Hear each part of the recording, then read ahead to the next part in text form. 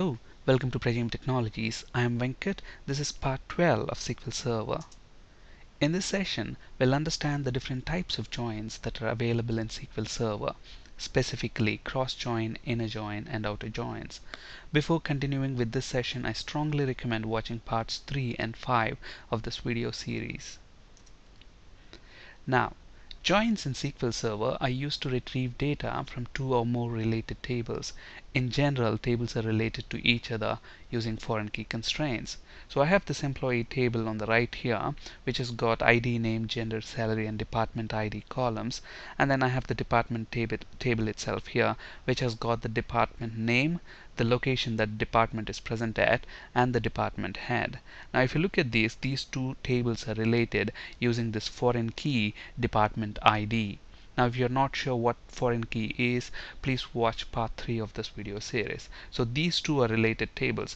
Now let's say I ask you to write a query which will give me an output as shown here on the left hand side. I want the name of the employee, gender, salary, and the department name. And if you look at the output columns that I require, the first three columns, name, gender, and salary, they are present in the employee table, whereas the department name is present in the departments table. So both, these columns, all these columns are not coming from a single table. They're spread across two different tables. So obviously, if I have to retrieve this output, then I will have to join these two tables. Okay, so to join these two tables in SQL Server, we have got different types of joins. For example, we have inner join, outer join, and cross joins. And again, the outer joins in SQL Server, which we'll be talking about in a bit, are divided into three different categories: left outer join, right outer join, or full outer join. Okay, you can say left outer, right outer, full outer, or you can just say left join, right join, or full join. Now let's talk about inner join. Now let's say, I want output like this. I want the name of the person, their gender, salary, and the department name. Okay, so let's see how we do this using inner join. Okay, and look at this. If you have two tables, in the inner join, the matching rows between the two tables are retrieved. For example, if you look at the employee table here, everybody has department ID except James and Russell. If you look at James and Russell's record, the department IDs are null, which means these rows doesn't have a matching department ID from the departments table. So when I join these two tables using inner join, only the matching rows between these two tables are retrieved, which means the matching rows between these two tables are these 8 rows from 1 till 8, which is what I'm getting. And if you look at the output, I don't get James and Russell's records. Why? Because their department ID does not match with the ID column in the departments table. So inner join will only give you matching rows between both the tables involved in a join. Now let's see how to write the inner join query itself. So if you look at the two tables that we have, in employee table we have got 10 rows, and in the departments table we have got 4 rows. And what do we want? We want the name, gender, salary, and department name columns in the output. From which table? From TBL employee table. And the first 3 columns are present in TBL employee table, but the department name column is present in the departments table. So I will have to join with that table. And to join with that table, you use the join keyword. So TBL department. So we are saying I want to join TBL employee table with TBL department table. Okay, now if you want to join these two tables, how do you want to join these two tables? What's the common column between them? The common column is the department ID column. And to specify the join condition, you use the on clause. So on TBL employee, so in the table employee we have the department ID column, so use that to look up TBL department table and the ID column within that table. Okay, so it's pretty simple. Select whatever columns you want from TBL employee. Now I want to join this table with the TBL department, so we use the join keyword on how do you want to join those two tables. Now between these two tables, the common column is the department ID. Department ID in TBL employee table, join that with ID column in TBL department table. So obviously if we execute this query, we should get 8 records. Okay, now if we execute all of them together, okay, and if you look at the output here in the messages, in the TBL employees table we got 8 rows, in departments we got 4 rows, and in the join query we only got 8 rows. Why? Because if you look at James and Russell, their records doesn't have a matching department ID. That's why inner join has not returned those 2 records. So if you look at the join output, we don't have James and Russell's records in the output. We only have the matching records between these two tables. Okay, and when you write an inner join query, you can say inner join or just join. I would say always write inner join because this will say your intentions explicitly. Okay, alright, so that's about inner join. So inner join returns only the matching rows between both the tables. Non-matching rows are eliminated. Okay, now let's say my requirement is in such a way that I not only want the matching rows, I want the non-matching rows as well from the employees. So basically I'm saying I want all the employees, irrespective of whether they are assigned to a department or not. I want all the employees. So how do we do that? So indirectly you are saying, okay, I want the matching rows plus the non-matching rows from the employees table, which means you want everything from the left table matching and non-matching.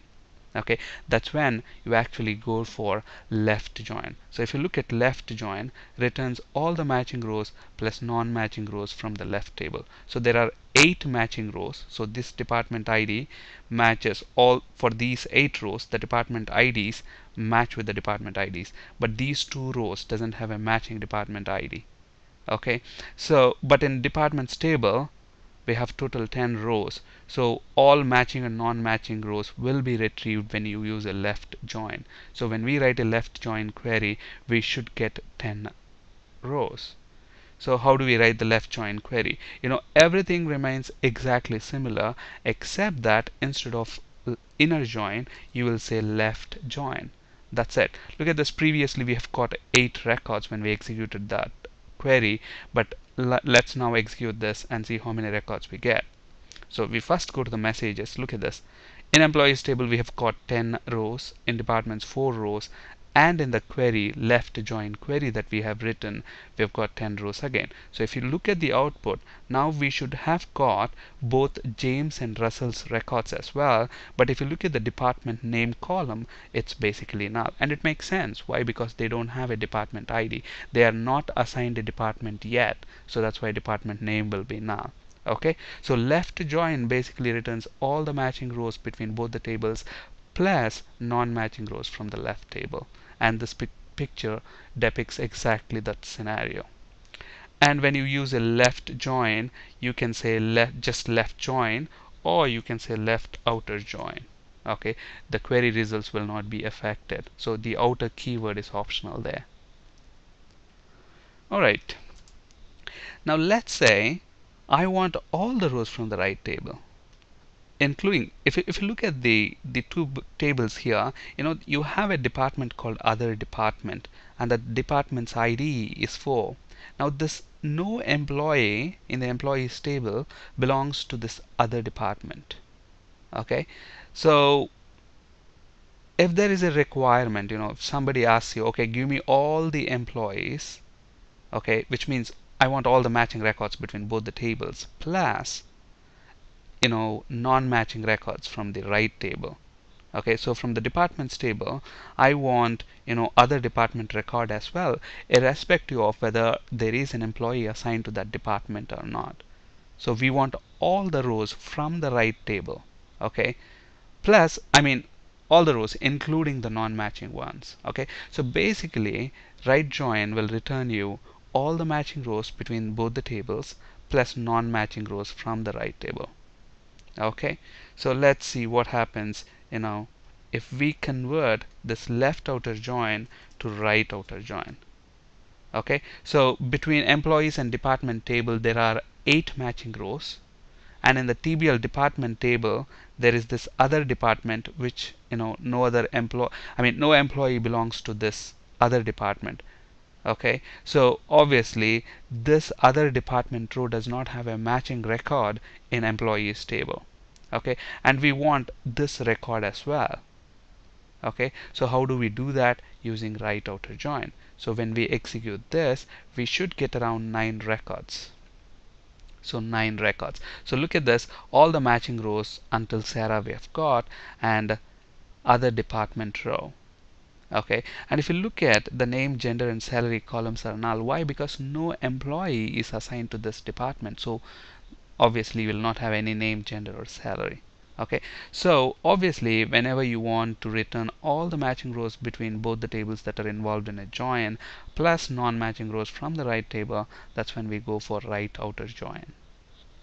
Okay, so you might have guessed by now, if I want all the matching rows between both the tables plus non-matching rows from the left table and non-matching rows from the right table, then what type of join do I use? Full join. So full outer join gives me exactly that result. These are the matching rows from both the tables.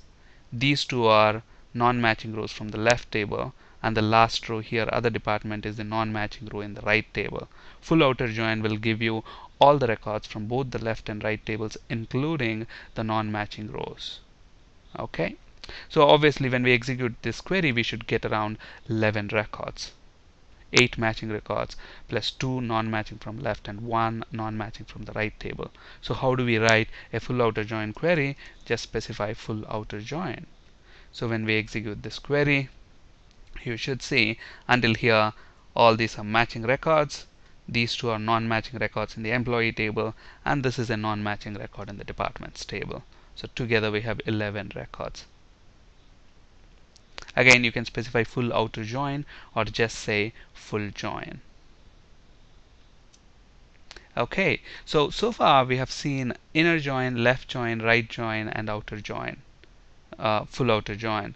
Okay, but apart from all these types of joins, we also have another join called cross join. So what does a cross join do, and how do I write that query? First let's write the query, and we'll look at the output, and then we'll decide what cross join is going to do. So if it's a cross join, instead of saying full outer join, all I say is cross join. Now remember, a cross join will not have an on clause. Okay, I'll tell you in a bit why a cross join shouldn't have an on clause.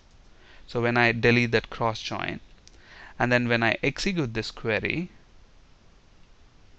look at this. Look at the number of rows that we are getting, 40 rows. And if you remember, how many rows are there in these tables? 10 rows in the employees table and 4 rows in the departments table. And when we execute the cross join query, we are getting 40 rows. So basically what's happening, the number of rows in the employees table is being multiplied by the number of rows in the departments table. So a cross join will give us the Cartesian product of the tables that are involved in the cross join.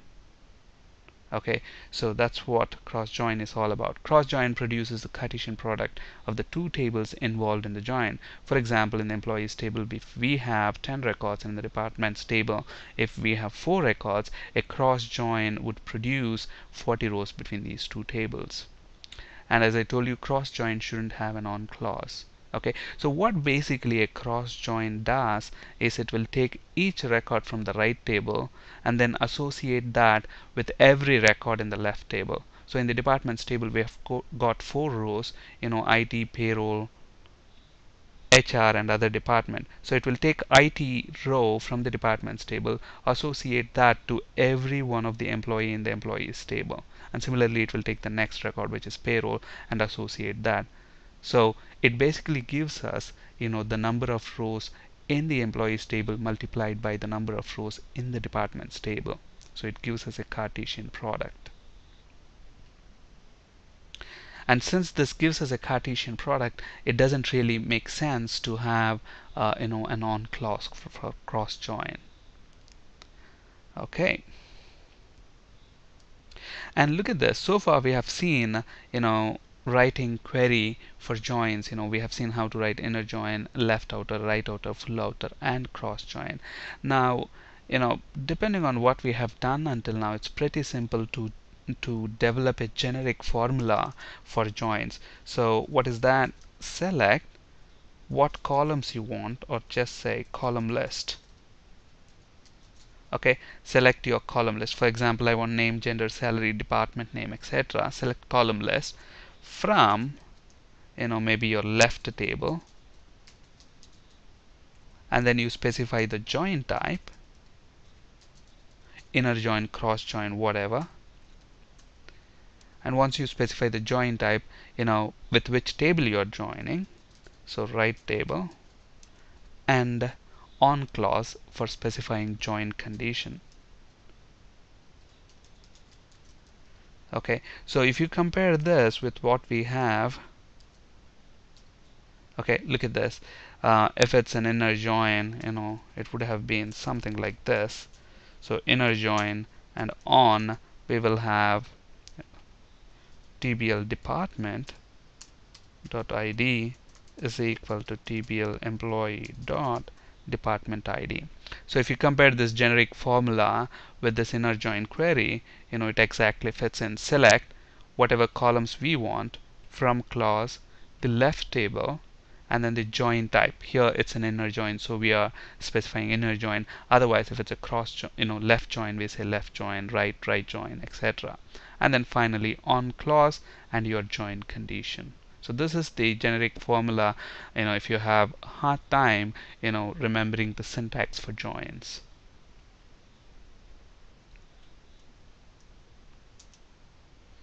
Alright, so in summary, cross join returns the Cartesian products of the tables involved in the join, whereas inner join returns only the matching rows. Non-matching rows between the tables are eliminated. Look at these pictures, which will make the understanding of joins pretty much easy. Okay, so if you look at the inner join, only matching rows, left join, matching rows plus non-matching rows from the left table, and right join, matching rows plus non-matching rows from the right table. Whereas full join, matching rows between both the tables, non-matching from the left and non-matching from the right. Okay. On this slide you can find resources for ASP.NET and C# interview questions. That's it for today. Thank you for listening. Have a great day.